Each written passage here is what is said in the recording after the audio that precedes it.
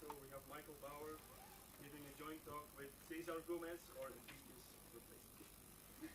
His replacement. Enjoy. Okay, we good? Yep. Perfect. Okay, so we're going to be talking, in my part of the talk at least briefly, just a quick introduction to Singularity, which is a software that I'm a developer on. Here's our website. So Singularity is developed as a container solution for high-performance scientific computing, as opposed to Docker, where they mainly develop for industry solutions. There are kind of three main reasons that we've been finding it useful to have containers in scientific computing. One, escape dependency hell. Somebody having to, go around and manage everybody's versions of their libraries for every single scientist. Number two is that you can ensure that your code is going to work on your laptop the same way that it's going to work on the cluster every time. And that's a huge benefit. And a third, also very important kind of point for scientific computing is we can take one file and we can send it everywhere, and that's really great for reproducibility of your research. You can take that file, send it to some other supercomputer, and have somebody verify your results. So I'm sure many people who have worked on an HPC are familiar with the scenario. On the left, you're working on your computer, you run some code, and it works. And you send it over to, run on the HPC, and all of a sudden, nothing works anymore. So that's what we developed Singularity for. So Singularity, any user on the cluster, they can run a container without any special privileges, as opposed to Docker, where they're kind of always having a root level daemon running. Singularity integrates right into an HPC infrastructure. So when you would normally run whatever code that you've built, you can instead just run a Singularity container as an executable, but instead you're executing now inside of a container. Singularity is portable between systems. We allow you to run your Singularity container on essentially any system that can support Singularity, and we actually have users that are running on incredibly old kernels. We don't require any new features, so you don't have to take use of namespaces if you don't want to, and it'll run back on kernel 2 even. And then any user can bring any container onto the HPC, and so you don't have to worry about screening a user's container for malicious content. You don't have to worry about security implications of people bringing any container that they want to onto your HPC system. And that makes the job a lot easier for administrators and IT security people who are worried about malicious code being run. And again, here I kind of reiterate the same points. Something really important to note is the concept that we have one single image file. And for scientific work, we found that's really important. One of the things that we talked about in a paper that we submitted for publishing about Singularity is the fact that we can now use just an image file to distribute not only the code that you've used to run your experiments, but also the environment you used to run it in and data that you used to generate. And so you can ensure that somebody who wants to reproduce your results has the means to do so. So here's a list, incomplete list of some of the places that have installed Singularity. There's a couple places, I think, in the top 10 from the top 500 list, like Stampede is on there, GSI, which they're still working on their cluster there. So the basic usage of Singularity kind of falls into three main parts for the workflow. Your first part, you're going to create an image file. So that's usually done with sudo singularity image or singularity create, and you give it a name, and that creates a physical .img file on the disk. And then the second part is to bootstrap it, and that's the process of installing whatever software you want on your image, configuring inside the image your operating system, and then you're going to run it. And we can run it in three separate ways. Singularity shell just opens up an interactive shell inside the container. Singularity exec will open up any will execute any file inside the container that you want it to. And then Singularity run is sort of a special command. We can, on the bootstrapping process, we can actually generate a script inside the container that will do anything you want when you do Singularity run. And that's actually what happens when you just directly execute the image file. is that it will execute that run script and allow you, to just execute the image as an executable. So this is kind of just a small comparison in contrast between a couple other container solutions. So as far as HPC goes, Singularity fulfills what we had determined were some very important points. And you can kind of see that Docker doesn't fulfill a lot of things, since Docker is developed with a totally different kind of goal in mind. And Shifter and Charlie Cloud are similar to Singularity in that they're both developed also for HPC environments. However, we do have some slight differences between them. And this is just an overview of a couple of the commands and what we are able to run as far as container formats. And so now I'll turn it over to you.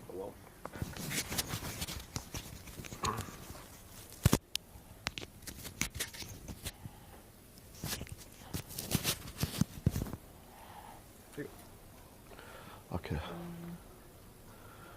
For the full size, please. So, good morning to everyone. I hope you enjoyed last night.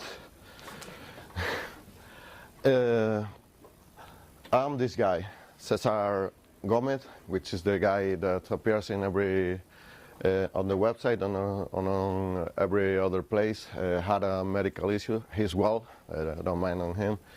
But we will have a little secret between all of the room and me, and this talk was given by Cesar. So if anyone asks you, I'm Cesar. I'll be talking about, given the introduction Michael gave us on Singularity, I'll be talking about a specific HPC use case for Singularity. For those of you that hadn't worked as a systems administrator on a supercomputing center, the real pain is that when one user opens a ticket pushing you to upgrade some kind of library. It's the hell. There's no worse thing than that. You have a very stable configuration, very well-performant configuration, and the trickiest part of that is maintaining that over time. So as long as you don't upgrade anything, everything will be well. So by the time you ask someone to install this 1.0.0p4 of OpenSSL because you need that for that Python library that connects to any other place, you are totally screwing them up. So don't do, please. But given that, we have Singularity to rescue us. I'll be talking about, I won't be talking about the creation of a portable container because Michael did better than me. So I'll be talking about two use cases for Singularity in the HPC environment. One of them is having access to InfiniBand interconnection and actually using that. And the other one is having very expensive GPU cards installed on the machines and actually using them with the same software stack you are used to in your Ubuntu or in your Debian laptop. So, text is very small because I didn't do the presentation. I'd do it better. But it's uploaded to the website. One of my slaves uploaded like 5 minutes ago. So definition files will be available to all of you so you don't get blind by having to look at this small text size. In this part are the basic commands of creating a container. You select this S parameter is important as you select the size for the container. You can have a container as big as you need because it creates a sparse file on the file system. So let's say you need 32 gigabytes, but maybe you want to be using them since the beginning of your development. You will create an actual 32 gigabyte file, but it will be like maybe 200 megabyte on the file system. So it can grow as you are putting things inside the container. The bootstrap definition is the secret sauce for Singularity. It's all of the work with Singularity will be done in the definition files. It's where you have a minimal setup of the Linux distribution you are going to use within the container, and then you add as many software as you need and as many stages for building the software or installing any code you need to install inside the container. And one of the options is expanding the container. Given you're running out of space because you have to download those NVIDIA drivers that take 1 GB compressed and like 5 uncompressed, you will have to expand your container. The easiest definition file is in this form. The very first thing you specify is the bootstrap method you're going to use. Almost all of our work has been done on Jam with CentOS or the bootstrap with Debian or Ubuntu. You select the operating system version and the mirror you are going to download that. There's a very clever solution for that, given you can install apt cacher ng in the machine you are creating the containers, and you only download the RPM or deb files once, and the container creation will speed up over time. On the run script section, it's you write the code that will be executed when you call Singularity run or // container name. And in the post section is the secret sauce part for your reproducibility, as Michael was talking to us. Let's have a look at the example.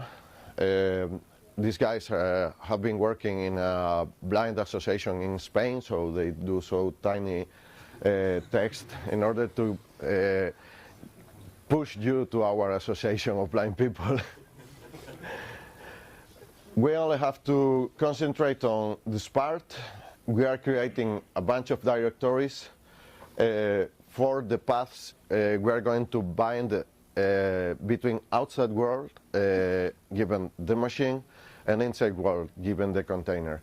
So let's say we have a very high-speed parallel file system for Scratch. We can bind this Scratch inside the container. So when our application running inside our environment needs to write local files per node, they can be written in the fanciest hardware available.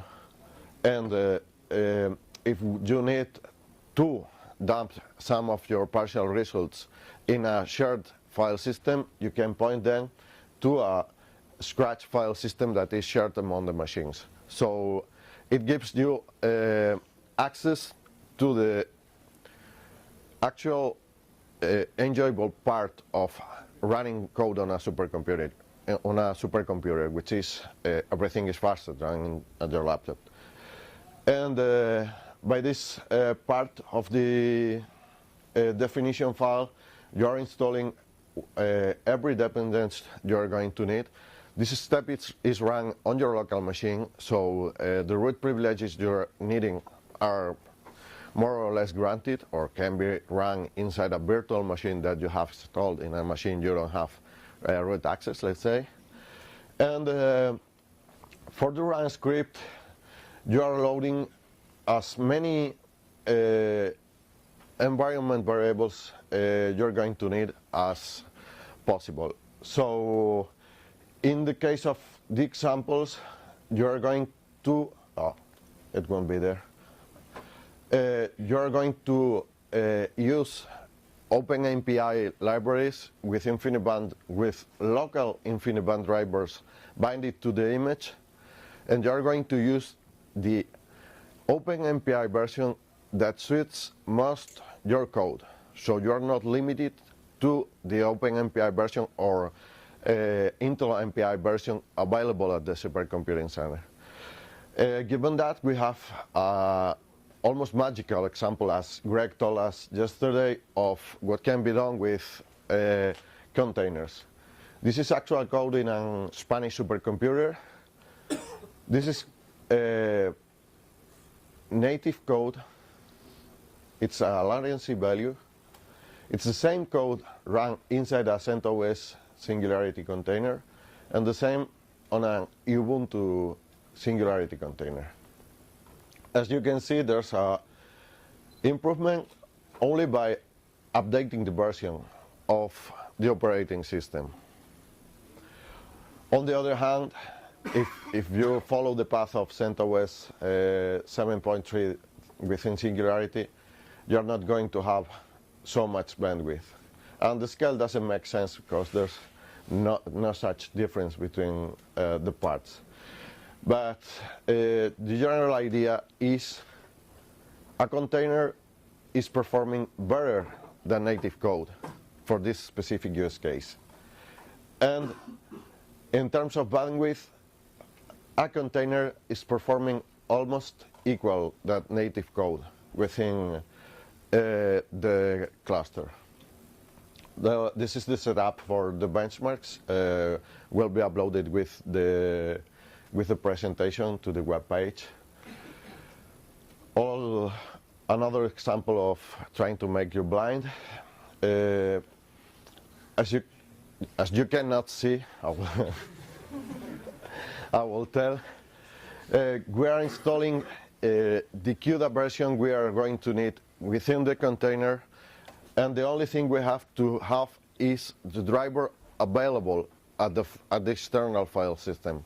Given it can be loaded as a module to the kernel, we can run this code with the libraries we are needing, and we can take the advantage of having a very powerful GPU card in the host, and we have all of our stack we are used to outside the host. So another example, this time is with Chainer. It will be hard.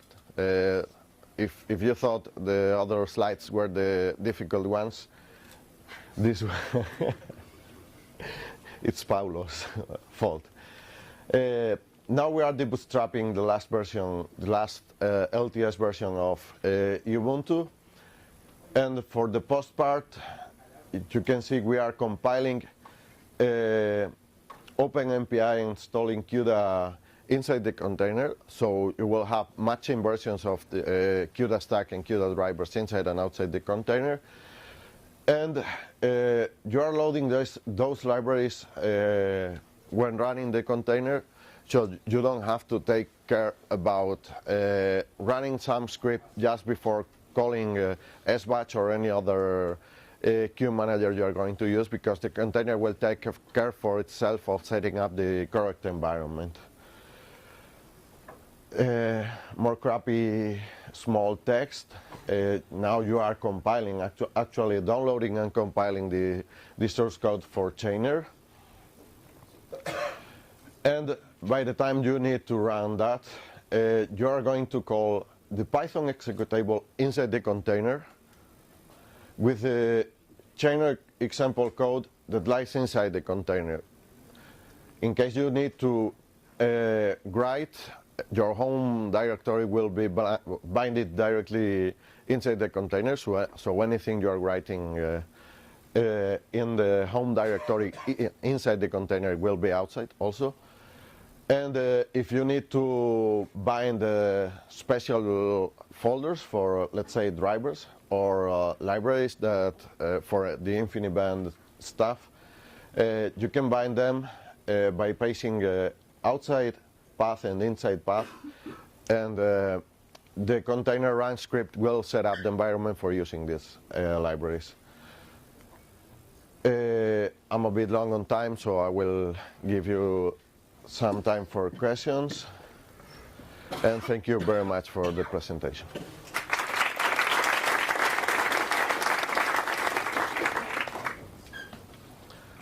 Somebody has to ask something. So we have a couple of minutes for questions. Any questions? Could you provide some intuition why running it in a container would be faster?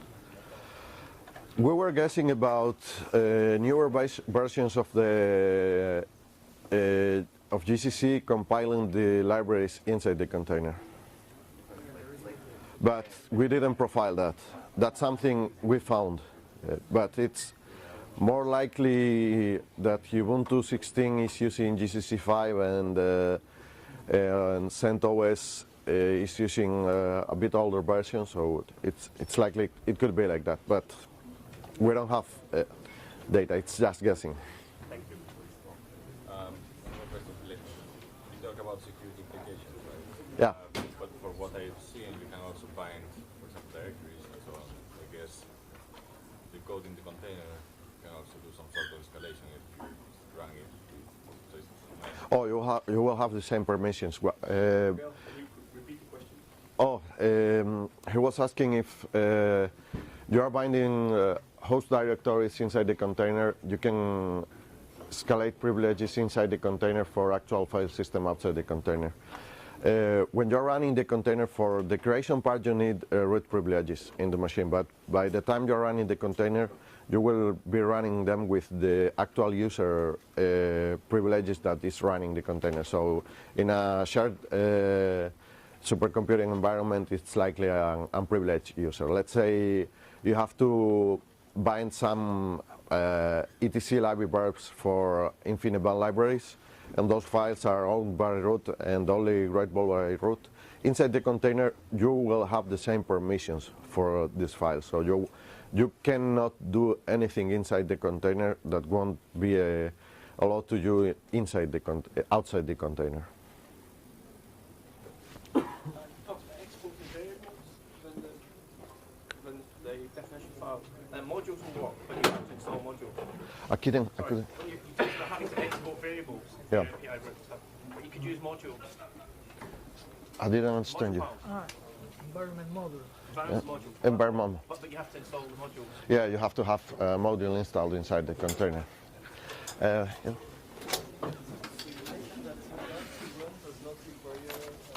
A bit louder, please. You mentioned that Singularity run does not require root permission, right?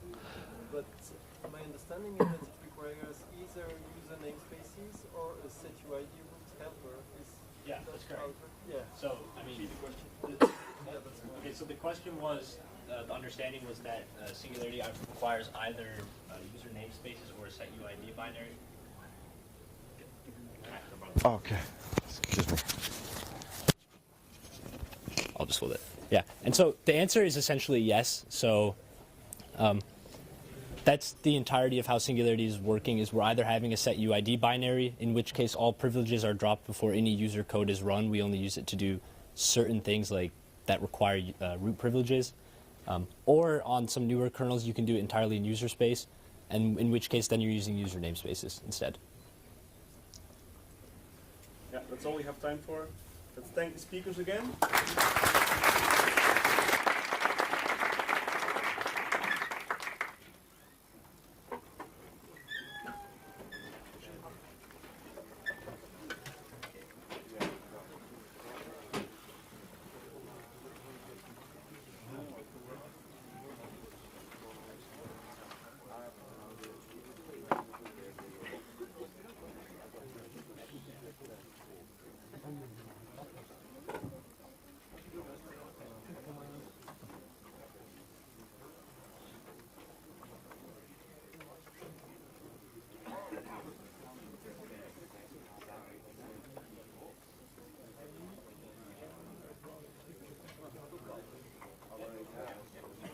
This button. If it goes green, it's okay.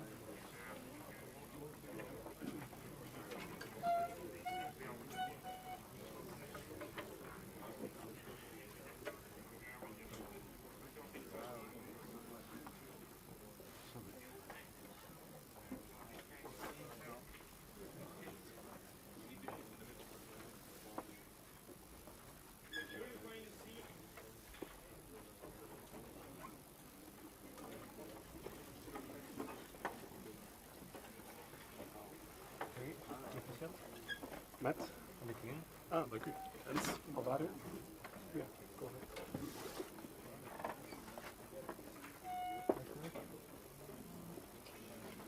Lastig. Ik heb 5 jobanderingen op tafel en kiezen.